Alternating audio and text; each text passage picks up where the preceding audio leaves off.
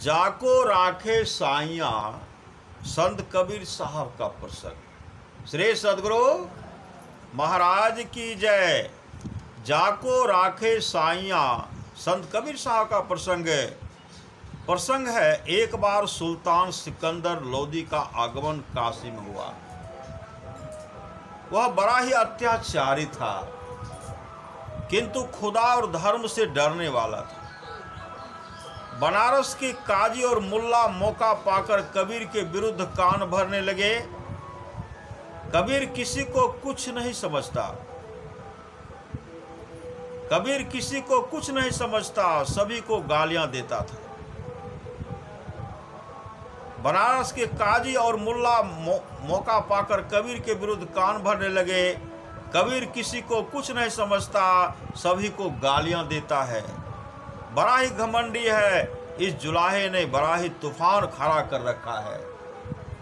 मुसलमानों की रीति रिवाज छोड़ दिया है, वह तो खुद खुदा बनने का दावा करता है।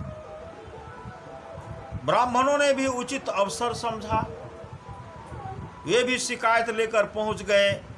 वह तीर्थ और वेद की निंदा करता है, व्रत उपवास को बेकार की बातें बताता है, हिंदू और तुर्क दोनों से अलग अलग अपनी रीति चलाता है। आप ही हमारे माता पिता हैं, आप ही हमारी रक्षा करें।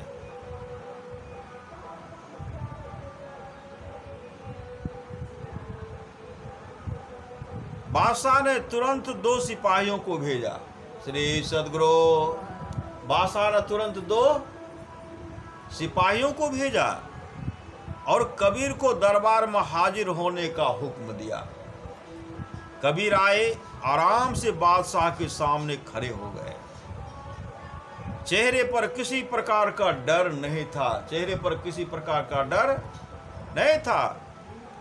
यह भी नहीं पूछा कि क्या बात है, बस खड़े रहे। काजी ने कहा, बादशाह को सलाम कीजिए। काजी ने क्या कहा? बादशाह को सलाम कीजिए। कबीर ने ऐसा भी नहीं किया, ऐसा भी नहीं किया। बादशाह गुस्से से भर उठा।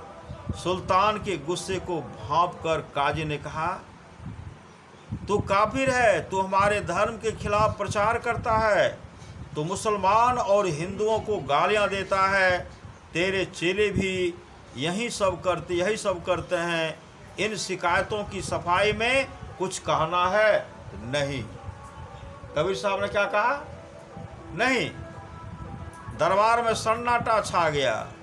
सभी की आंखें सुल्तान की तरफ थी। कबीर के विरोधी मन ही मन खुश थे। अब तो इसे मौत की सजा मिलेगी, अब तो इसे मौत की सजा मिलेगी। सिकंदर लोदी को भी कम आश्चर्य नहीं था। उसने ऐसे फकीर को कभी देखा नहीं था, ऐसे फकीर को कभी देखा नहीं था। उसने पूछा, तुम अपनी गलती मानते हो? अगर किसी दुर्गुण को दुर्गुण कहना बुराई है तो मैं ऐसी गलती किया हूं और बार बार करता रहूंगा। हिंदू और मुसलमान दोनों धर्मों को मानने वाले में ऐसी बहुत सी बुराइयां हैं जिन्हें दूर करना जरूरी है। मैं यदि उनकी चर्चा करता हूं तो मुझ पर दोष लगाया जाता है। अगर मैं उन पर चर्चा करता हूं, मुझ पर दोष लगाया जाता है। कबीर ने कहा, काफिर मैं नहीं तुम हो, काफिर मैं नहीं तुम हो। कौन सी पुस्तकों में गौकसी करने मुर्गा और बकरा काटने की आज्ञा दी गई है? कौन सी पुस्तक में है? यह सुनते ही बादशाह क्रोध से पागल हो उठा। उसने आज्ञा दी, उस फकीर के हाथ पैर बांधकर गंगा में फेंक दिया जाए। क्या कर मतलब? इसके हाथ पांव को बांधकर गंगा में फेंक दिया जाए। जल्लादों ने बादशाह के हुक्म का पालन किया, किंतु पानी में डालते ही कबीर की जंजीरें टूट गई। श्री सदगुरु पानी में डालते ही कबीर की जंजीरें टूट गई। वे जल के ऊपर तैरने लगे। लोगों ने कहा, लगता है यह कोई जादू टोना जानता है। श्री सदगुरु लोगों ने कहा कि लगता है कोई जादू टोना जानता है। दूसरी बार उनके हाथ पैर बांध कर एक घर के अंदर डाल दिया गया। घर के चारों ओर आग लगा दी गई।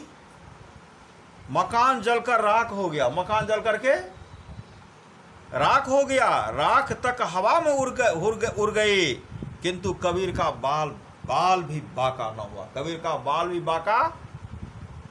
बाका नहीं हुआ।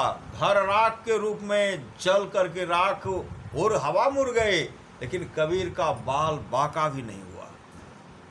बाल भी बाका न हुआ। सिकंदर का क्रोध अब तक शांत नहीं था। कबीर की मौत उनके अहंकार को शांत करने के लिए आवश्यक थी। उसने आज्ञा दी, कबीर के हाथ पैर बांधकर उसे मदमस्त हाथी के सामने डाल दिया जाए। आज्ञा का पालन किया गया। हाथी भी ऐसा अपनी छाया को जीव समझकर कुचलता रहता था। हाथी ऐसा था पागल, अपनी छाया को देखने के बाद समझते हैं कोई जीव था, उनको कुचलता रहता था। ऐसा बिगड़ेल हाथी कबीर के सामने छोड़ दिया गया। लेकिन लोग अचंभे से भरे रह गए जब हाथी ने कबीर की ओर देखा और देर तक उन्हें निहारता रहा। ऐसा लग रहा था जैसे उसके सामने शेर खड़ा। आखिरकार वह दहाड़ता हुआ वहां से भाग खड़ा हुआ।